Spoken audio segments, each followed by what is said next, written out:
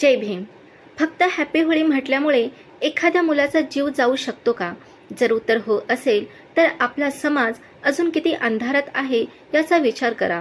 या सणातही जात पाहिली जाते तेव्हा तो सण राहत नाही, तो समाजाच्या कुरूप चेहऱ्याचं दर्शन बनतो. हा व्हिडिओ बघा.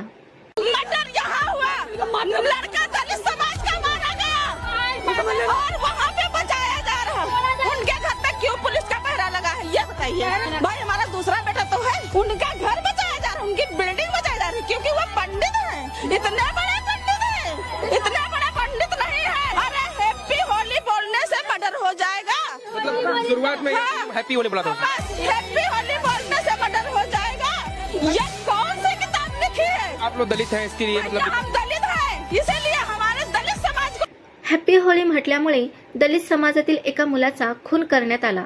जरा विचार करा, एका शुभेच्छेमुळे एखाद्याचा जीव घेण्या इतकी द्वेषाची आग आपल्या समाजात अजूनही पेटलेली आहे. हा फक्त एका मुलाचा खून नाही, हा मानवतेचा खून आहे, हा समतेच्या मूल्यांचा खून आहे आणि हा त्या भारताच्या संविधानाचा अपमान आहे, ज्याने प्रत्येकाला समान हक्क दिले आहेत.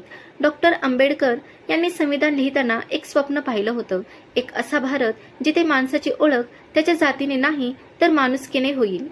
पण आजही सणाच्या शुभेच्छा देणं गुन्हा ठरत असेल तर आपल्याला स्वतःला विचारावं लागेल, आपण खरंच 21व्या शतकात आहोत का, की अजूनही जातीय अंधारात अडकून आहोत? रंगांच्या सणात जर रक्त सांडत असेल तर समाजाला रंगाची नाही, समतेच्या विचारांची गरज आहे.